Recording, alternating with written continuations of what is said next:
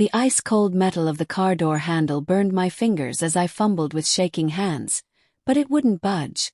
Behind me, Richard's footsteps crunched through the snow, growing fainter with each second.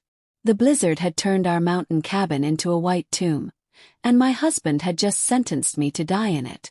"Please," I whispered to the wind, my breath forming desperate clouds in the frigid air. The car keys were in my coat pocket, but my arthritic fingers couldn't grip them properly. Everything felt numb, clumsy, useless, just like Richard said I was. The cabin door slammed shut behind me with a sound like a gunshot. Through the frosted windows, I could see him inside, probably already on the phone with her. Miranda, 26 years old, blonde, and everything I used to be before time and gravity took their toll. How long had it been since he'd looked at me the way he looked at her? How long since he'd said my name without that edge of irritation, like I was some burden he had to carry?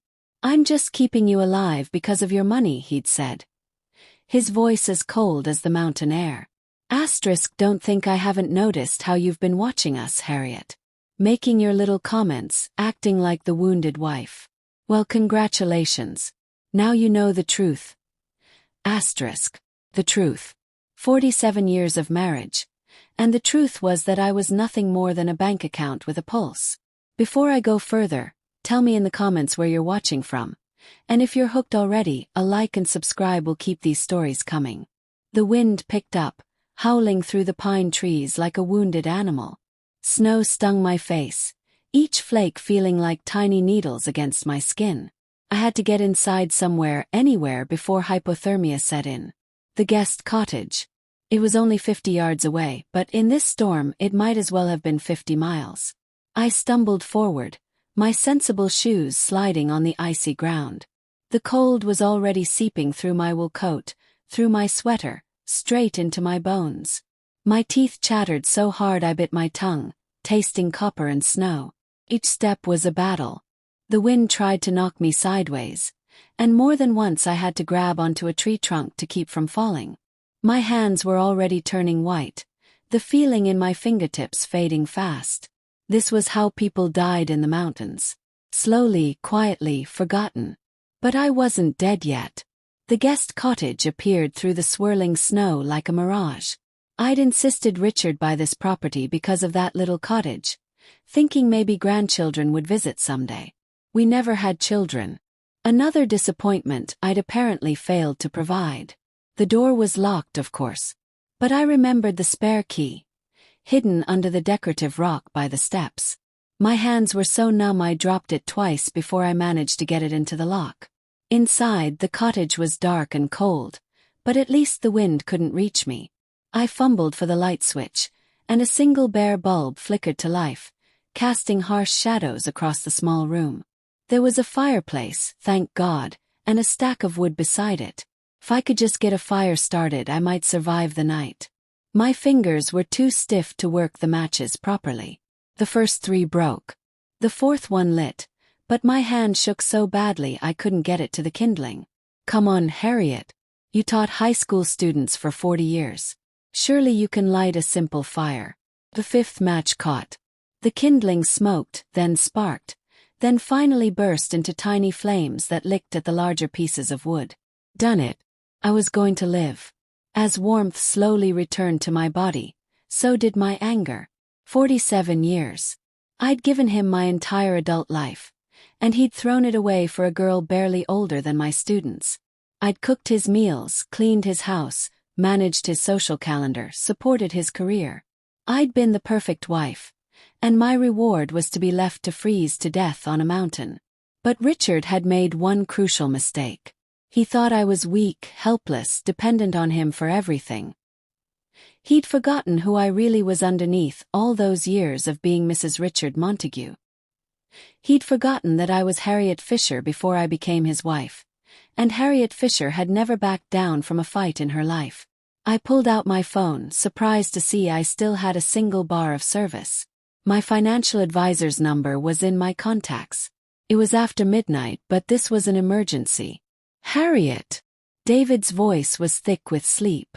"Is everything all right?" "David, I need you to freeze all joint accounts immediately. Tonight." Can you do that? There was a pause. Harriet, are you sure? That's a big step. Maybe you should think about this when you're not upset. I've never been more sure of anything in my life. My voice was steady now, no longer shaking from cold or shock. Every account, every investment, every penny that has my name on it. Freeze it all. All right, but this is going to take some time too. How long? A few hours, maybe. I'll have to make some calls, wake some people up. Harriet, what's going on?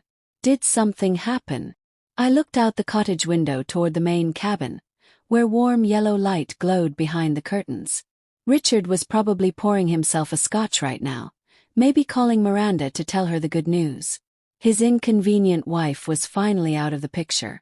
Something happened, yes. But David, I need you to do something else for me. Something that might sound strange. What is it? I need you to transfer exactly $100,000 into Richard's personal checking account. Tonight. The silence stretched so long I thought the call had dropped. Harriet, you just asked me to freeze your accounts, and now you want to give him money. I'm confused. Trust me, David.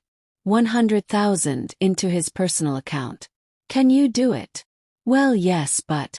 Thank you. Call me when it's done. I hung up before he could ask more questions. Richard wanted to play games. Fine. I'd spent 40 years watching teenagers try to outsmart me, learning every trick, every manipulation, every way people tried to get what they wanted without earning it. Richard was about to discover that his elderly wife had a few tricks of her own. The fire was burning steadily now, filling the small cottage with blessed warmth. I made myself a cup of tea from the supplies in the little kitchenette, and settled into the worn armchair by the fireplace to wait. It was going to be a long night, but I wasn't afraid anymore. I was planning. The first part of my plan was already in motion. By morning, Richard would wake up to find our joint accounts frozen solid. He'd panic, call the bank, maybe even call David. But then he'd check his personal account and find that mysterious $100,000. He'd be confused, suspicious, but also desperate. And desperate people made stupid choices. My phone buzzed. A text from Richard. Asterisk, where the hell are you? Your car is still here. Asterisk. I smiled and typed back. Asterisk, safe and warm. Don't wait up, asterisk. His response came immediately. Asterisk, stop playing games, Harriet. Come inside before you catch pneumonia. Asterisk. I thought you wanted me gone, I replied. Make up your mind. The typing indicator showed he was composing a response. Then it disappeared. Then it appeared again, then vanished. He was struggling, probably trying to figure out how to backtrack without admitting what he'd said. Too late for that. 3 dots appeared one more time, then we need to talk. We certainly do, I typed back. But not tonight. I turned off my phone. Let him wonder. Let him worry.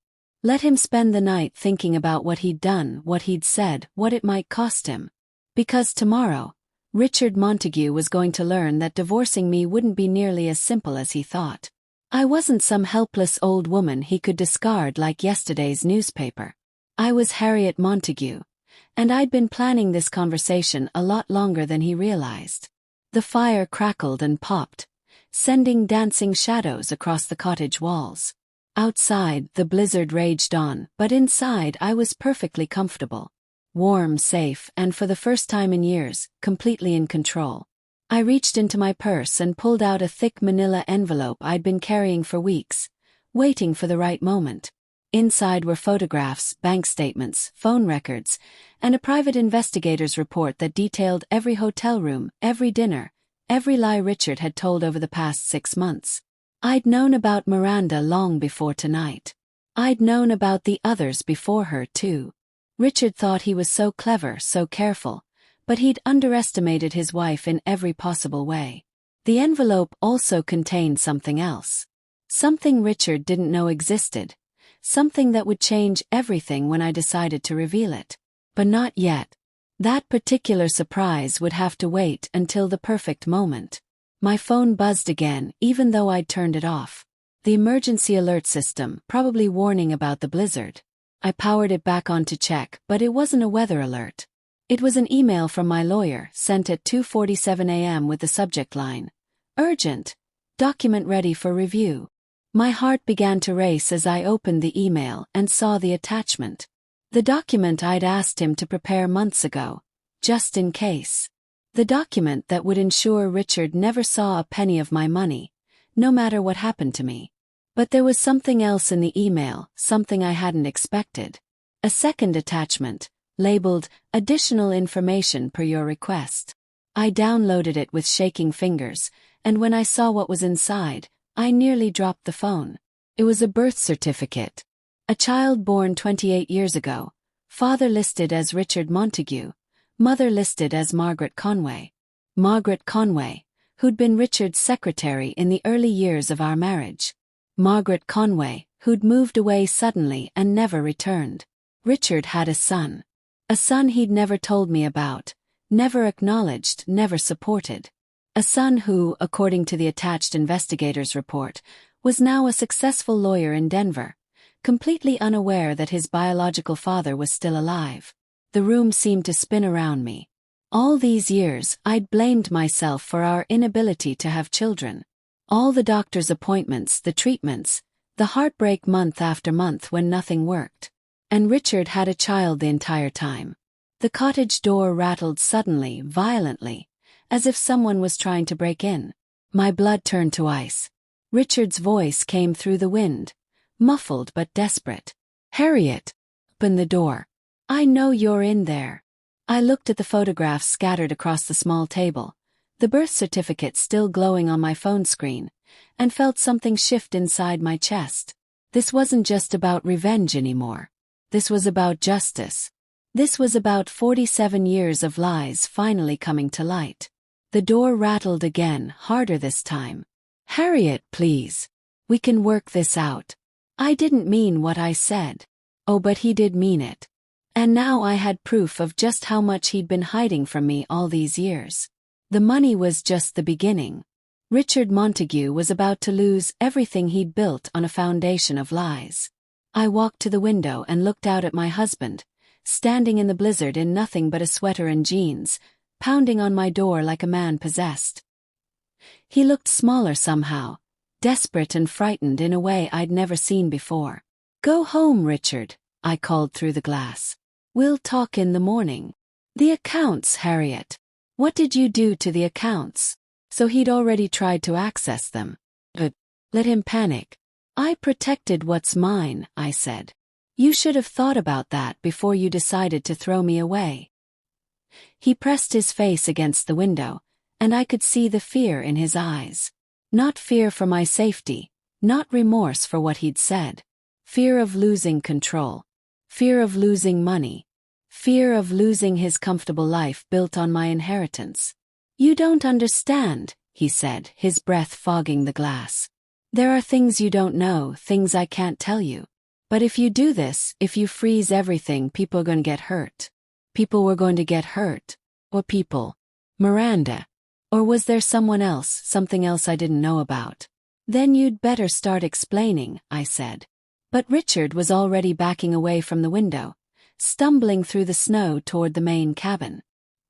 He'd realized I wasn't going to let him in, wasn't going to rescue him from the consequences of his choices. I watched him disappear into the blizzard, then returned to my chair by the fire. The birth certificate was still on my phone screen, still showing me the truth about the man I'd been married to for nearly 5 decades. Richard had a son. A son who deserved to know the truth about his father. A son who might be very interested to learn about his inheritance rights. But as I stared at the document, something else caught my eye.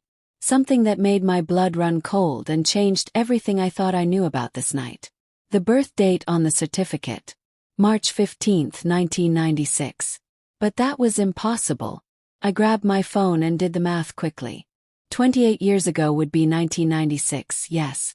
But Richard and I were married in 1977. This child was born 19 years into our marriage, not before it. This wasn't some youthful mistake from before he met me. This was an affair. An affair that had produced a child while we were married, while I was desperately trying to get pregnant, while Richard was pretending to be the perfect husband. The cottage door exploded open with a crash that made me scream. Richard stood in the doorway, covered in snow. His eyes wild with something that looked almost like madness. "You have no idea what you've done," he said. The gun in Richard's hand caught the firelight, metal gleaming like a deadly promise.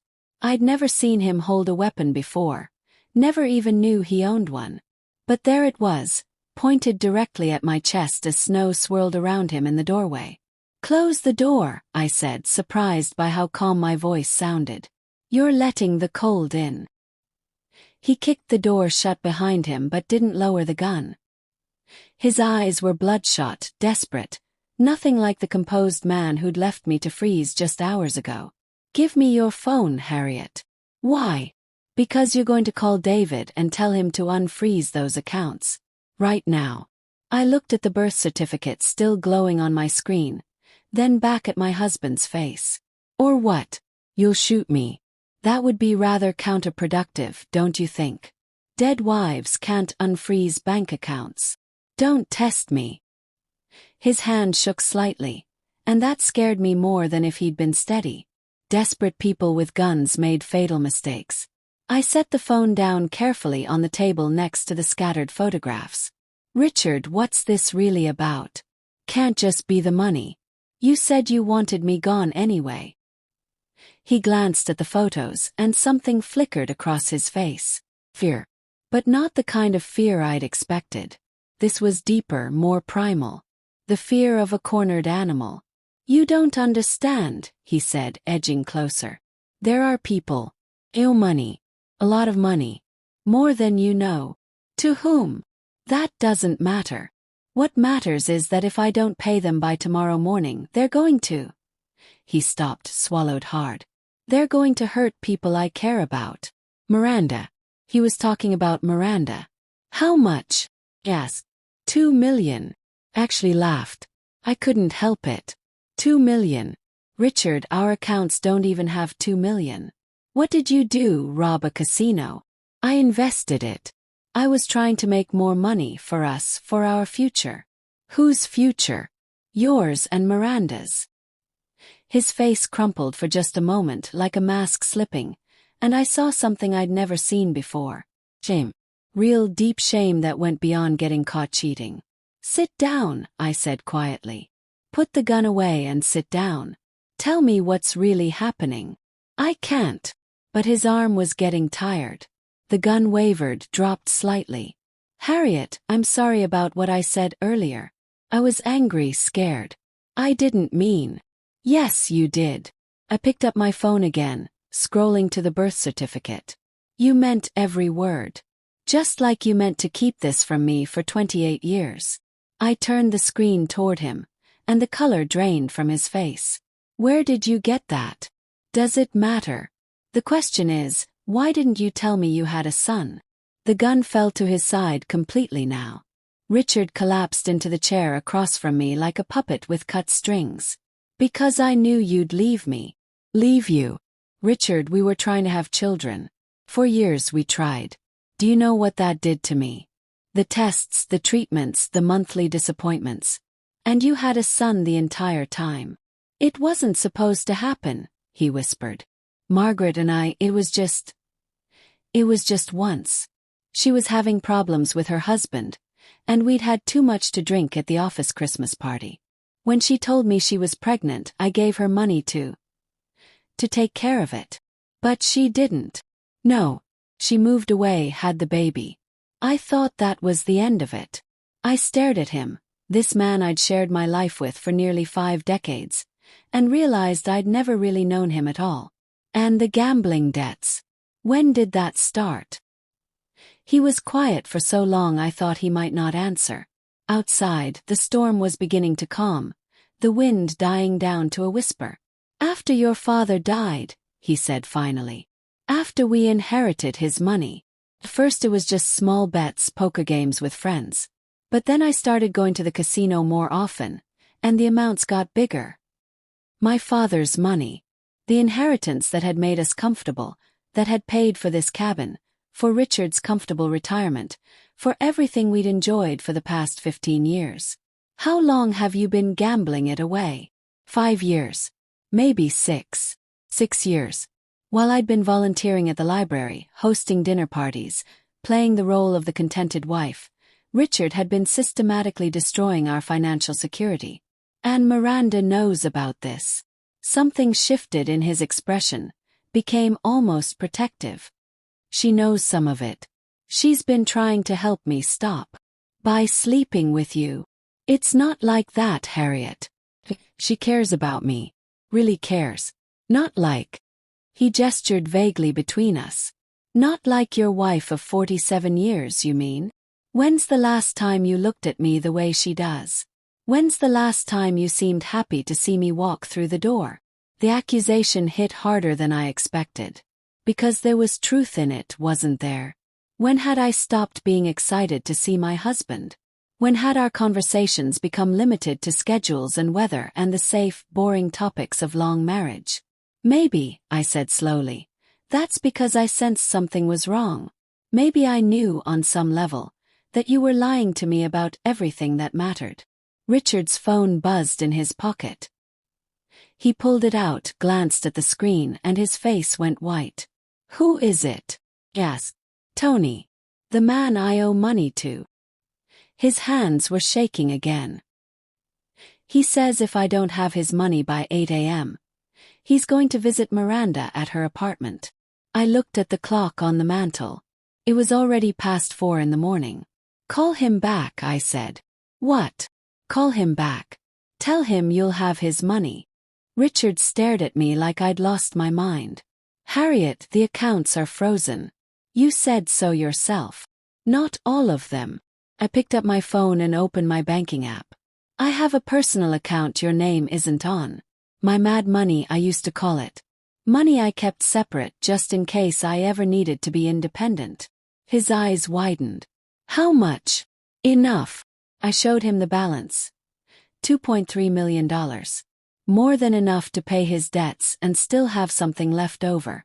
You've been hiding money from me? The irony was so thick I could taste it.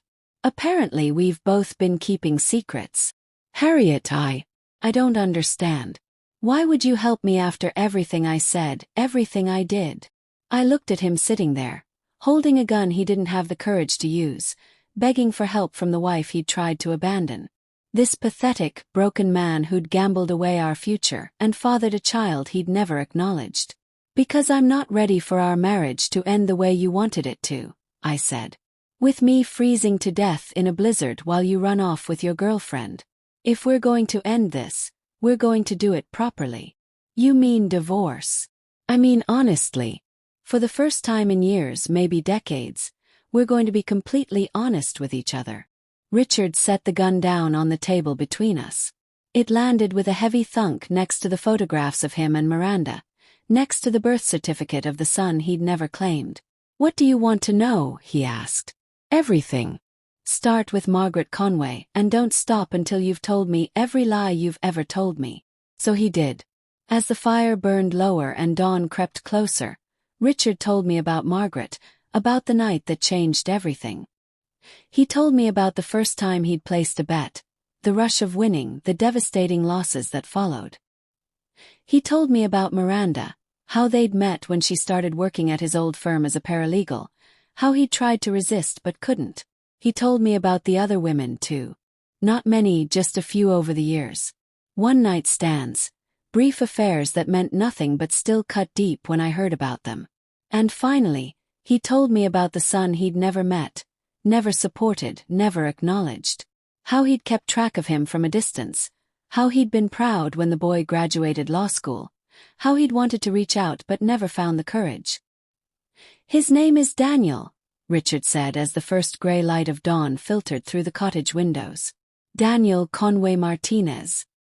His mother remarried when he was 7. Does he know about you? I don't think so. Margaret never put my name on the birth certificate officially. I only found out because I hired a private investigator a few years ago to make sure he was okay. I absorbed this information, trying to fit it into the puzzle of my marriage. And the gambling debts. How did it get so bad? I thought I could win it back. Every time I lost, I was sure the next bet would be the one that fixed everything. Classic gambler's fallacy, I know that now. But in the moment, he shrugged helplessly. And Miranda found out about it 6 months ago. She's been trying to help me get clean, find meetings, but... He looked at the gun on the table. But Tony doesn't care about recovery programs. The sun was fully up now, painting the snow-covered landscape in shades of pink and gold. Beautiful morning after a terrible night. Richard's phone had been buzzing periodically with messages from Tony, each one more threatening than the last. "All right," I said, standing up and walking to the window. "Here's what we're going to do. You're really going to pay them. I'm going to save your life, yes. And Miranda's. But in return, you're going to do exactly what I tell you." Richard nodded eagerly. "Anything. First, you're going to call Daniel. Today. You're going to tell him who you are and ask if he wants to meet his father. Harriet, I don't think. Second, you're going to enter a gambling addiction program. A real one, not just meetings. Residential treatment if necessary." "Okay, yes, I can do that." "Third, you're going to sign divorce papers giving me everything except what I choose to give you." His face fell. "Everything. The house, the cabin, the cars, the investments that are left, all of it. You've proven you can't be trusted with money, so you won't have access to any. But how will I live?" I smiled, and it wasn't entirely kind. "The same way millions of other people do. You'll get a job." "I'm 70 years old, Harriet." "Then you should have thought of that before you gambled away our retirement." Richard was quiet for a long moment, processing the magnitude of what I was asking. "And if I agree to all this, you'll pay Tony?" "I'll pay Tony. And I'll give you enough money to start over somewhere. Not here, not with Miranda sneaking around behind my back, but somewhere you can build a new life. What about you? What will you do?" I looked out at the mountain landscape, at the cabin where I'd spent so many summers pretending to be happy, and felt something I hadn't felt in years. Freedom. I'm going to live, Richard. Really live, for the first time since I was 25 years old. His phone buzzed again. Tony, no doubt. Time was running out. "Do we have a deal?" "Yes." Richard looked at the gun on the table, at the photographs, at the birth certificate of the son he'd abandoned. He looked at me, standing by the window in the morning light, no longer the helpless woman he'd tried to leave to die in the cold. "We have a deal," he said. But as I reached for my phone to transfer the money that would save his life, I caught a glimpse of something that made my blood freeze. A black SUV was coming up the mountain road, moving fast despite the snow. Too fast for someone just visiting. "Richard," I said quietly, "did you tell Tony where to find us?" He followed my gaze and went pale. "No. I swear I didn't." The SUV pulled into our driveway and 3 men got out. Large men in dark coats, moving with a kind of purposeful stride that meant business. Bad business. "He must have tracked your phone," I whispered. Richard was already reaching for the gun, but I stopped him. "No. That will only make things worse." "Then what do we do?" I looked at the men approaching the main cabin, then at my husband's terrified face, and made a decision that would change both our lives forever. "We run." The cottage had a back door that opened onto a narrow trail leading deeper into the mountains. I'd hiked it dozens of times over the years, knew every twist and turn, every place where the path split or doubled back. Richard had never bothered to explore it. "This way," I whispered, grabbing my coat and the manila envelope with all the evidence. "Stay quiet and follow me exactly. Harriet, we can't outrun them. I'm 70 years old and you're 72 and in better shape than you." I was already at the back door, listening for sounds from the main cabin. Voices, heavy footsteps, the sound of furniture being moved. They were searching for us. "Move!" The trail was slick with fresh snow, but I knew where to step. Behind me, Richard stumbled and slipped, breathing hard within the first 50 yards. The gun was still in his hand, though he held it like it might bite him. "Where are we going?" he panted. "The old ranger station. It's abandoned, but it has a landline." The voices from the cabin were getting louder, more agitated. They'd discovered we weren't there. It wouldn't take them long to figure out we'd gone out the back. Harriet, stop. Please. Richard grabbed my arm, his face gray with exhaustion and fear. This is insane. Let me just call Tony, try to reason with him. With what? You don't have his money, and we can't access mine until the bank's open. I pulled free of his grip. Keep moving. But Richard was already dialing, his fingers clumsy with cold and panic. The phone rang twice before a gruff voice answered. Tony. It's Richard Montague. I know you're at my cabin, but I'm not there. I can get you your money, but I need until the bank's open. He held the phone away from his ear as Tony's voice exploded through the speaker, a stream of profanity and threats that echoed through the quiet forest. Find you, old man, and when I do, I'm going to make you watch while I teach your wife some manners. Richard's face went white. She's not involved in this. This is between you and me. Everything you own is involved, Richard. Everything you care about. Your fancy cabin, your pretty girlfriend, your uptight bitch of a wife. Unless I get my money in the next 2 hours, all of it becomes my property. The line went dead. Richard stared at the phone like it was a snake. He knows about the cabin, I said. He knows about Miranda. How much does he know about you, Richard? I don't know. I thought this was just about gambling debts. From behind us came the sound of men shouting, dogs barking. They'd found our trail. Dogs! I grabbed Richard's arm.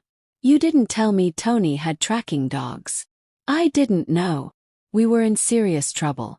I knew these mountains, but not well enough to evade trained tracking dogs. We needed a different plan. Give me your phone, I said. Why? Because I'm going to call Tony back, and I'm going to make him an offer he can't refuse. Richard handed over the phone with shaking hands. I dialed the number from his recent calls, and Tony answered on the first ring. Change your mind about running. This is Harriet Montague, I said, my voice steady and professional. Richard's wife. Well, the Ice Queen herself. You know your husband owes me $2 million. I know he owes someone $2 million. The question is whether that someone is smart enough to take a better deal when it's offered. I'm listening. $4 million. Transferred to any account you specify, anywhere in the world. But only if you call off your dogs right now and meet me somewhere civilized to discuss terms. The silence stretched so long I thought the connection had dropped. Finally. $4 million. $4 million. But I have conditions. You're not in a position to make conditions, lady. Actually, I am. Because I'm the only one who can access that money. And if anything happens to me, it disappears forever into legal limbo. So the question is, do you want $2 million and a lot of complications, or $4 million and a clean transaction? Another pause. Then, what are your conditions? First, Richard walks away from this completely. No more contact, no more threats, no more anything. He's out of your business forever. Done. Second, you give me 48 hours to arrange the transfer. International banking takes time. 24 hours. 36. Fine. 36 hours. But if you're playing games with me. I don't play games, Mr. Marchetti. Tony Marchetti. Mr. Marchetti, I've been married to a liar and a gambler for 47 years. I know exactly how much his promises are worth. That's why I'm the one making this deal with you, not him. All right. Where do you want to meet? Thought quickly. Somewhere public, somewhere safe, somewhere that gave me all the advantages. The Cascade Hotel in downtown Denver. Tomorrow at noon. The restaurant on the top floor. How do I know you'll show? Because, Mr. Marchetti, unlike my husband, when I make a promise, I keep it. I hung up before he could respond, then immediately called my lawyer. James. It's Harriet Montague. I need you to do something for me, and I need you to do it right now without asking questions. Yes, I know what time it is. Listen carefully. 20 minutes later.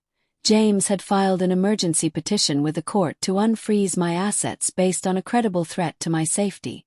The judge who signed it was an old friend of my father's who owed our family several favors. By the time Tony's men found us on the trail, my phone was ringing with confirmation that I had full access to my accounts. Mrs. Montague. The lead man was younger than I'd expected, wearing an expensive suit under his winter coat. Professional. I'm sorry about the chase. My boss wants to speak with you. He handed me a satellite phone. Tony's voice was grudgingly respectful. I hear you got your money back. I told you I would. 4,036 hours. Cascade Hotel Restaurant. We have a deal. We have a deal. But Mr. Marchetti, if you or any of your people come near my husband, his girlfriend, or me before then, the deal is off and you get nothing. I'll disappear that money so thoroughly you'll never find it. Understood. See you tomorrow, Mrs. Montague. The men melted back into the forest as quickly as they'd appeared. Richard and I were alone on the snowy trail, both of us breathing hard, both of us staring at each other like we'd just survived something impossible. 4 million, Richard said finally. Harriet, you don't have 4 million. No, I agreed. But I will by tomorrow. How? I smiled and pulled out my phone to call my stockbroker, my investment advisor, my real estate agent, and 3 other people who could turn my assets into liquid cash in less than 24 hours. I'm selling everything, Richard. The house, the cabin, the stocks, the bonds, everything your gambling didn't already destroy. And when I'm done, I'm going to pay your debts, divorce you, and start over with whatever's left. But this was supposed to be our retirement, our security. Our security. I laughed, and it echoed through the trees. Richard, we haven't had security since the day you placed your first bet. I'm just making it official.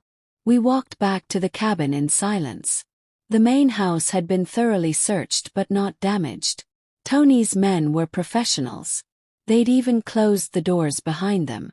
I spent the rest of the day on the phone, liquidating a lifetime of careful investments and conservative planning. Each call was another piece of my old life falling away, another step toward whatever came next. Richard sat at the kitchen table, staring at the gun he'd never used, looking lost and small and older than his 70 years. What happens to us now? He asked when I finally finished my calls. There is no us, Richard. There hasn't been for a long time. But we've been together almost 50 years. No, you've been with me for 50 years. I've been with a stranger who wore my husband's face. That evening, as we prepared to drive to Denver for my meeting with Tony Marchetti, Richard's phone rang. The caller ID showed a number from Colorado. Answer it, I said. Hello. Is this Richard Montague? The voice was young, male, uncertain. Richard's hands began to shake. Yes. This is Daniel Conway Martinez. I think you might be my father. I watched my husband's face crumble as he spoke to the son he'd abandoned 28 years ago. Daniel had gotten Richard's number from the private investigator's report. Had been working up the courage to call for months. The conversation was awkward, painful, full of long silences and careful words. But by the end of it, they had plans to meet in Denver the next week. He wants to see me, Richard said after he hung up, wonder in his voice. Good. Maybe you can finally do something right. The next morning we drove to Denver together for the last time. The Cascade Hotel restaurant was elegant and discreet, with floor-to-ceiling windows overlooking the Rocky Mountains. I arrived early and chose a corner table with clear sight lines to all the entrances. Tony Marchetti was exactly what I'd expected. Well-dressed, well-groomed, with a kind of quiet confidence that came from having power and knowing how to use it. He came alone as agreed. Mrs. Montague. He sat across from me, studying my face. You're not what I expected. What did you expect? Someone who'd beg. Someone who'd try to negotiate down or ask for mercy. I'm a retired high school teacher, Mr. Marchetti. I spent 40 years dealing with people who thought they were smarter than me, tougher than me, more important than me. I learned not to negotiate with bullies. He laughed, genuinely amused. Fair enough. You have my money. I slid a piece of paper across the table with account numbers and transfer codes. $4 million as promised. It will take about an hour to clear. Tony studied the paper, then pulled out his phone and made several calls in rapid Italian. While we waited for the transfers to complete, I ordered coffee and a slice of pie. Might as well enjoy the last expensive meal I'd have for a while. Can I ask you something? Tony said as we waited. What? Why $4 million? You could have negotiated. Most people would have tried to pay less. I thought about Richard, about 47 years of marriage, about the son he'd never claimed and the money he'd gambled away and the woman he'd chosen over me. Because, I said, I wanted to make sure this was the last time my husband's poor choices affected my life. Tony's phone buzzed. He answered it, listened, smiled. Pleasure doing business with you, Mrs. Montague. He stood to leave, then paused. For what it's worth, your husband's a fool. After he left, I sat alone at the table for a long time, looking out at the mountains and thinking about the future. I had enough money left for a small house somewhere warm, maybe enough to travel a little, to see the world I'd always wanted to explore. My phone rang. James, my lawyer, calling to tell me the divorce papers were ready. There's something else, he said. That birth certificate you asked me to investigate. Daniel Conway Martinez has been trying to locate his biological father for years. He's hired 3 different private investigators. Why? His mother died last year. Cancer. Before she passed, she told him the truth about who his father was. She also told him something else. What? Richard isn't just Daniel's father, Harriet. According to Margaret's medical records, which Daniel inherited, Richard was also paying for her cancer treatment. Has been for the past 2 years. That's where a lot of the gambling debt came from. He wasn't just gambling the money away. He was trying to win enough to pay for his son's mother's medical bills. I sat there in the elegant restaurant, surrounded by the debris of my old life, trying to process this information. Richard hadn't just been a selfish gambler. He'd been trying to save the life of the woman whose son he'd abandoned. Harriet, are you there? I'm here. I looked out at the mountains again, at the vast landscape stretching endlessly toward the horizon. James, I want you to add something to the divorce settlement. What? I want to establish a trust fund. For Daniel Conway Martinez. College fund, maybe help him buy a house, start a family. Whatever he needs. How much? I did the math in my head. After paying Tony, after keeping enough for myself to live on, there was still a substantial amount left. $500,000. And James. I want it to come from Richard's share, not mine. But Richard doesn't have a share anymore. You're taking everything, remember? Then I guess I'm giving him one last gift. The chance to provide for the son he never knew he was already trying to save. That night, in my hotel room overlooking the city, I called Richard. He was back at the cabin, packing his things. The money went through, I said. Tony's satisfied. You're free. Thank you. His voice was quiet, humble in a way I'd never heard before. Harriet, I know I don't deserve it, but thank you. There's something else. About Daniel's mother. About Margaret.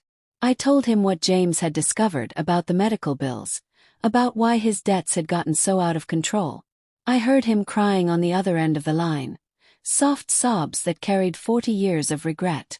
She never told me, he whispered.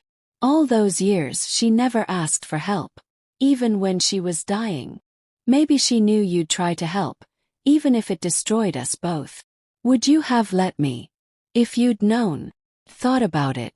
If Richard had come to me 2 years ago and told me the truth, about Margaret, about Daniel, about the medical bills, would I have supported him in trying to save her life? Yes, I said, surprising myself. I would have helped you save her. Even after everything I'd done. Because of everything you'd done. Because maybe, finally, you were trying to do something right. We were both quiet for a long moment. Outside my hotel window, the city sparkled like fallen stars. What happens now? Richard asked. Now you meet your son. You get help for your gambling problem. You figure out how to live with the choices you've made. And us. There is no us anymore, Richard. But maybe someday there can be forgiveness. 6 months later, I was sitting on the porch of my new house in Sedona, Arizona, reading a letter from Daniel Conway Martinez. He and Richard had been meeting regularly, building a relationship neither of them had expected. Richard was in his 3rd month of residential gambling treatment and, according to Daniel, making real progress. The trust fund had allowed Daniel to quit his job at the big law firm and start his own practice, focusing on helping families navigate elder care and inheritance issues. In his letter, he thanked me for the gift and promised to use it to help other people the way I'd helped him. I folded the letter and looked out at the red rocks glowing in the sunset, at the vast sky that stretched endlessly in all directions. For the first time in decades, I had no idea what tomorrow would bring, and that felt like freedom. My phone rang. Unknown number from Colorado. Mrs. Montague. This is Daniel. I hope it's all right that I got your number from my father. Of course, Daniel. How are you? I'm good. Really good. I wanted to thank you again for the trust fund, but also, I wanted to ask you something. What is it?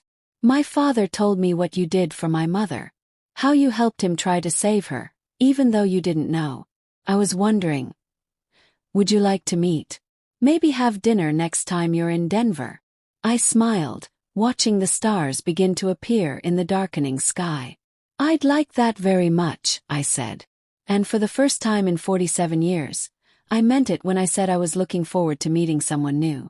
The revenge I'd planned had turned into something else entirely. Not the destruction of my husband, but the discovery of myself. Not the end of love, but the beginning of forgiveness. Not the bitter conclusion of a failed marriage, but the first chapter of whatever came next. Richard had tried to leave me to freeze to death in that mountain cabin. Instead, he'd set me free.